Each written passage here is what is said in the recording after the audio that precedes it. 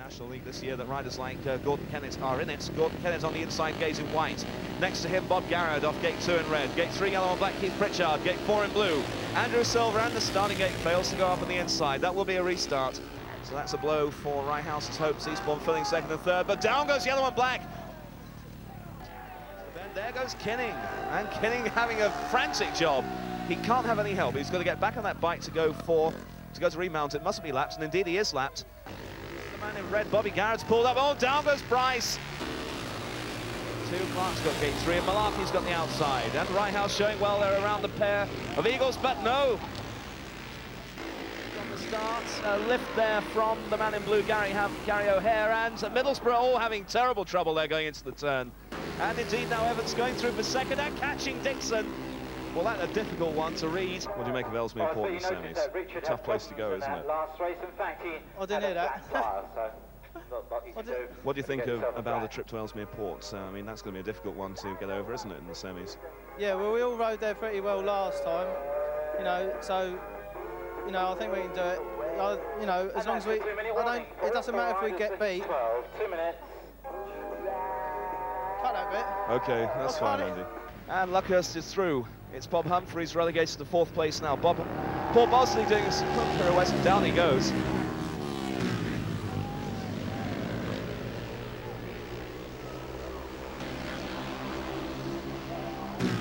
Now, and what down goes Woofenden. Dramatic fall there through the boards.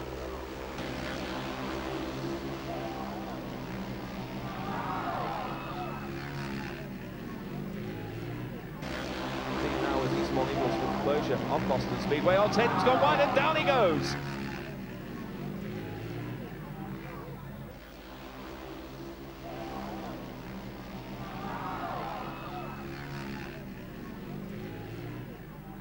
Who's going to make the start? Oh, you see there, Louis Carr's getting in an orb. Oh my goodness me, what on earth has happened there? You can see Louis Carr there has got Steve McDermott's bike linked in his own. It's looked a good one. Who's going to make the start? And in fact, getting out the beat them all is Nigel Diath, but Neil Middleditch there trying to go there, and Stan Bear's taken a perler there, and he's gone down in a very nasty heap indeed. So the Essex Radio Hammers again, leading in red Laurie Bloomfield, in blue Sean Barker, and the 2 Federation Specials getting caught up there.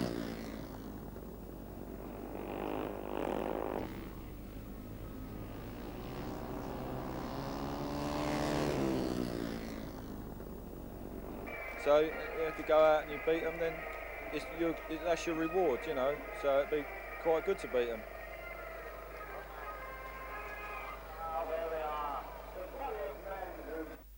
In white for the Tigers there, Martin Dixon beaten into the turn though. Havelock is in second, and indeed Yates managing to make the start. Second in yellow and black is Havelock. Third in white we have Martin Dixon. At the back in blue, Marcus Bisson.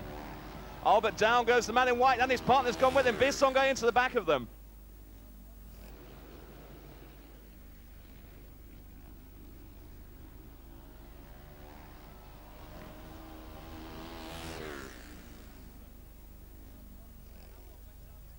Switches on to the inside of Tilbury and caught him napping, definitely. Tilbury in his 5th season, he thuds against the wall.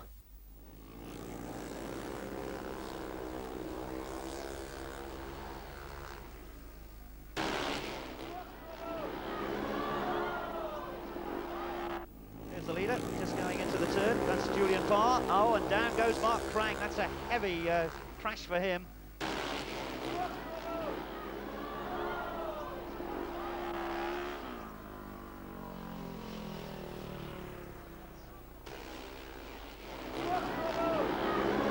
Down goes the Stoke skipper, and into him goes his teammate Michael Wilding.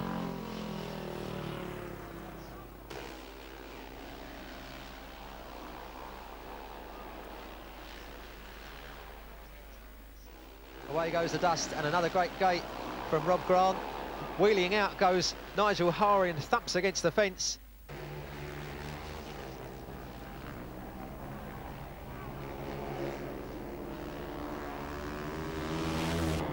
Now it's Jolly who takes up the challenge, and he slips through very, very neatly indeed on the bend.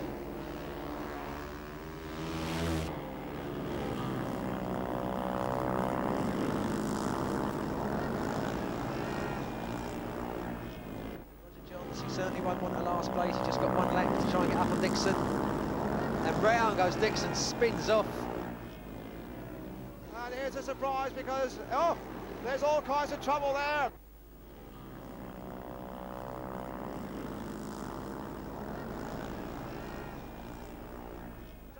Challenge Jessup here, McDougall, oh down has gone Jessup, and down too has gone Malarkey.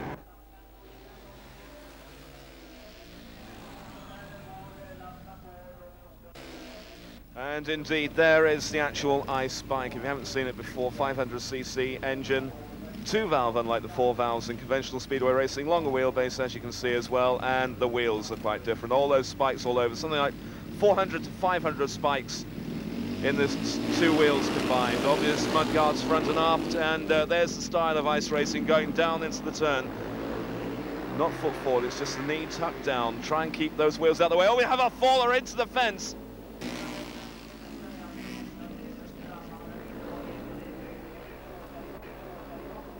Serenius just challenging on the inside. We're coming into the final lap after this turn, and Frederickson in trouble. He's gone onto the centre green. Oh, he almost took out the photographers right through the middle.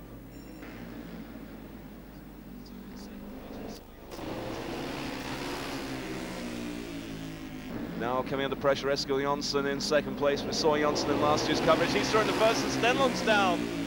Almost caught by the wheel there, sliding down the home straight, the wheel within about 2 feet.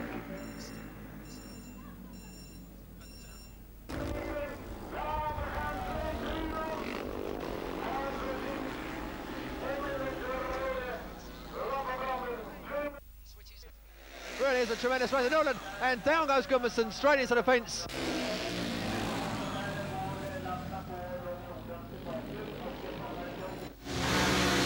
And away they go, and it looks like Serenius just might have the start. Oh, ducking and diving, out goes Hira Sawyer, and Larimar completely locked up. Just look at that crash.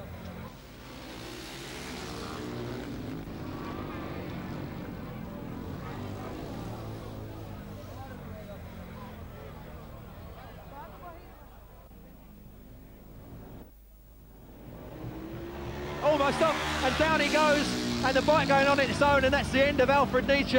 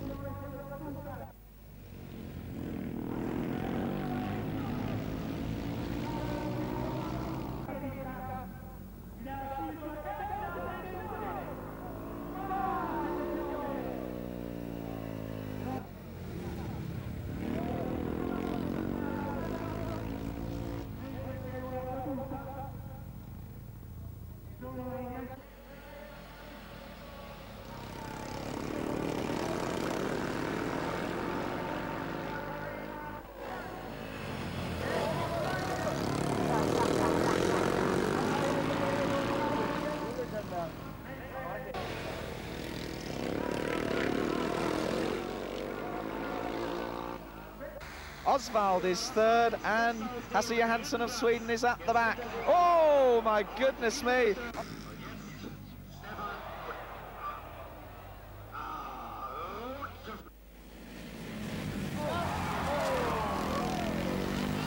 A terrific manoeuvre now. Can he turn it back in time? But Ivanov gets and he's off his bike, and the bike careering across the centre. Mustafin, and he goes into the bike, Mustafin.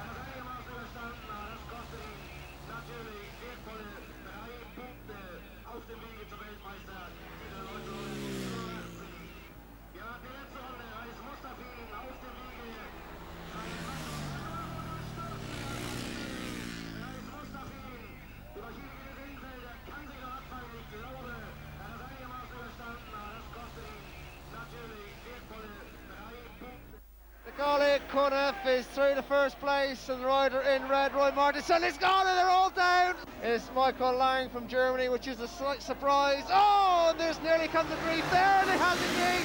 The rider in white, Roger Norland, is down, and my word, he took a tumble there.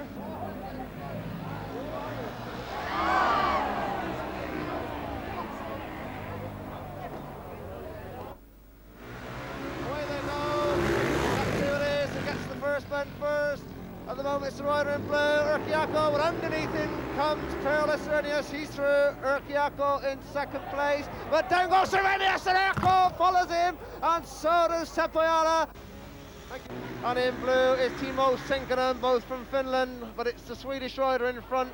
And down goes the rider in blue, that's Timo Sinkinen. And he's round the outside of Barney, come on! Down he goes again! Oh, what a spectacular look at the machine and the rider, and Barney gets up, he shakes his hands in disgust.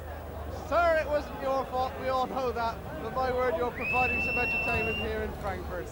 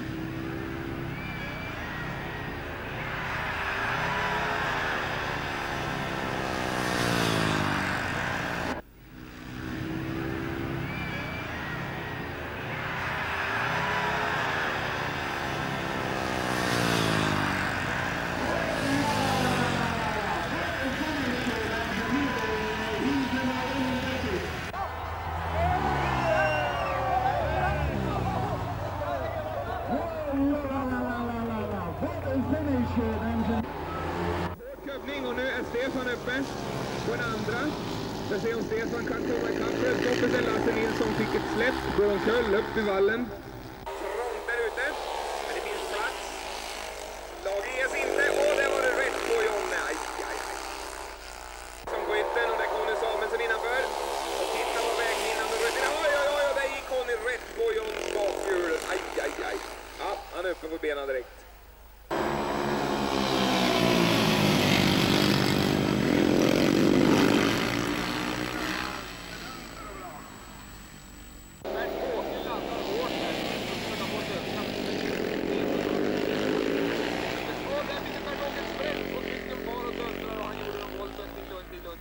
Och det var några väldiga kullerbyttor han gjorde.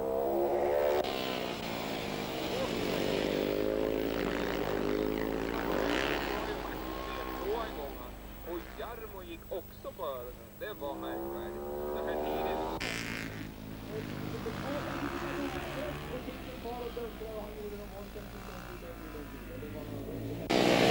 Det har inte tappat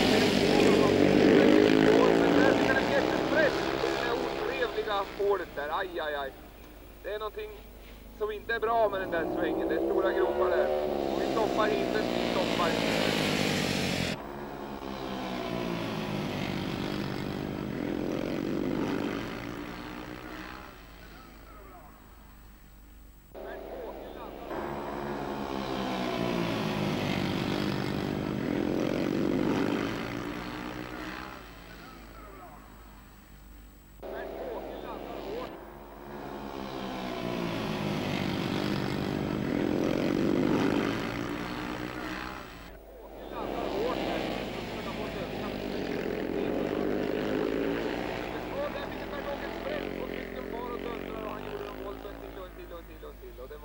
häftiga kullerbyttor han gjorde.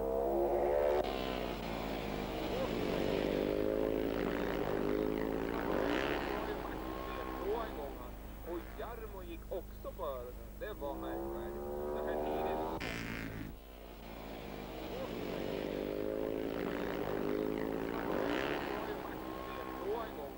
Och Jarmo gick också på öronen. Det var märkvärdigt. Det här tidigt.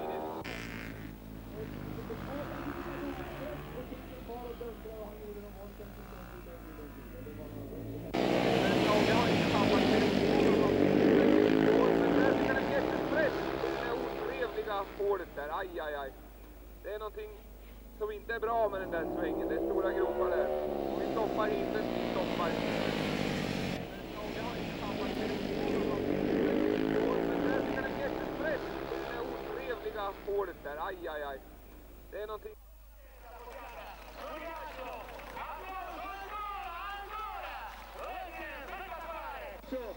Applauso ancora! Lettinen spettacolare! Grosso applauso per il pilota finlandese.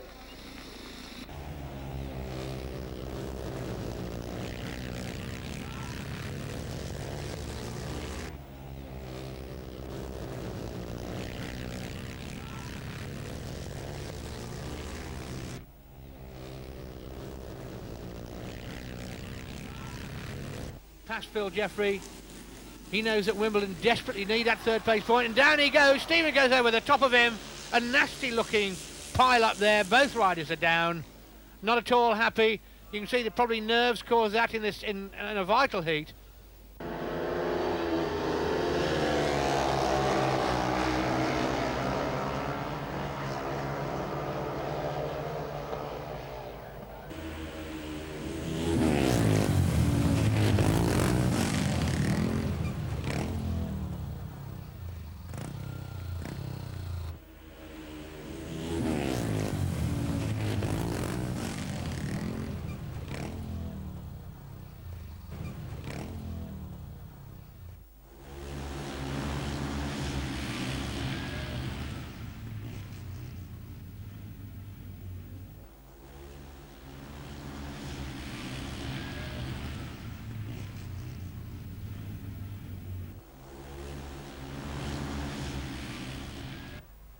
.157, that's Jeff Priestley, another Woking man, the Priestley Bros, lurking at the back of the field as we get ready for 15 laps of absolute mayhem.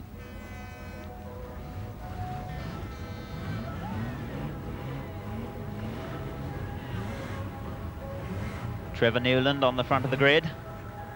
Number 14, Dave Gintini. Dave's toolbox, it says. 225, Graham Lashley with a nice big Jaguar. Rod Lunnis's Jag, and not a lot of a Caravan really. I don't think that's going to last very long. The Caravan must stay on the car during the course of the race, or at least the chassis, and I think in most cases that's what they'll end up with, just the chassis being towed around. Roger Wilco, the Aldershot wily banger man, is somewhere down this lineup with his familiar black car.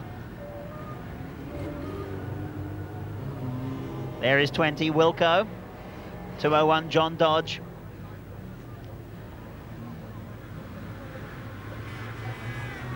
.33, Simon Reed with his big Daimler. Away they go. This is it. You're looking back up the A30 on that Friday afternoon. The rest of the traffic has caught you, and my goodness, somebody's Caravan already disintegrates, and so does the rest of that object, dragging the remains along. Sean Gallagher. Well, it's a good job that oh dear, and Grandma was still inside. I trust that they haven't, of course, these banger boys are a bit forgetful, that they haven't forgotten that the wife might be in the back still making the tea. Somebody has already cooked his clutch, engine, brakes, transmission, the lot. 225, Graham Lashley's Caravan comes to grief. 359, dragging the mortal remains, is run over with Andy, oh my goodness gracious me, Roger Wilco's in the middle of all that lot, along with 629, Graham Rout, 471, Darren Howard. Well, you can see just what a mess this little lot makes as Rod Lunnis, who appears to have lost his caravan altogether, tries to get out of that little mess. I don't think he's going to make it without a lot of power. The old Jag certainly got it. There's Lashley's caravan lurking in the middle of the turn, just like a workman's hut. You'll get somebody from Suffolk District Council going to camping in there in a minute. 33, the Daimler, Simon Reed, dragging the little truck. He can use that for camping now. All he's got to do is put some sides on it. Anyway, Simon going very nicely in 30. Look at the lovely slide on that caravan as he goes in one side and out the other. Oh my goodness, there's a mess on the Speedway track. Jeff Priestley's caravan is somehow miraculously still intact at this time. 3:53, that must be Wild Bill Aldrin. He's got his caravan still in one piece as well. Wild Bill not actually finding a lot of grip, and he is out-dragged by Darren Howard. It's just like the sand drags that you see on American TV as they splodge through the mud. The Hulk, Mick Davis, he's still travelling. Well, I don't know about where thy caravan will rest, but Mick's caravan comes to rest on that turn and promptly disintegrates totally. The Hulk has seen better days for sure. Trevor Newland still makes progress in 1:22. By this time, of course, we haven't got any clue whatsoever who's leading the race. Jeff Priestley has decided to try his manoeuvrability, and my goodness gracious me, somebody else ends up right inside that caravan.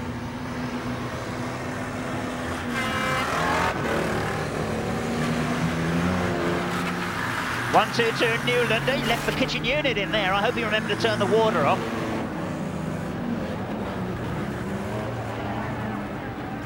That was possibly 4 berth at one time, and now it might be more suitable for those of a very outdoor disposition. A few more bits of... There goes the kitchen unit. That's it.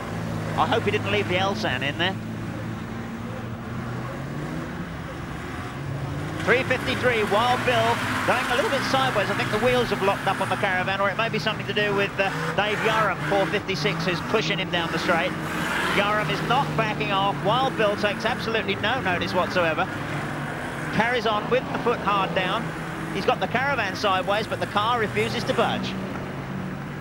Attacking from the rear on the Jeff Priestley car, it looks as though Priestley escaped from that one. Dave Yarham still working away as Rod the Rebel Lunnis goes through in number 8, the Jaguar. Carnage, look at that. World War III has just taken place on the 3rd turn at Ipswich. That looks like the sort of sight that the council always tries to move on when they move in your town.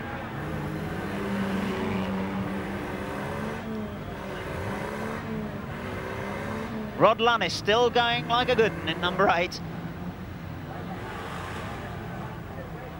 It looks as though we're coming towards the end of this one. We've got the red flags out. My goodness, it's going to take somebody a long time to sort this little lot out. The winner we got at that late stage is 2:25 Graham Lashley. We'll try and confirm that in a minute. Meanwhile, the race comes to a premature end with a red flag and a totally blocked Ipswich track.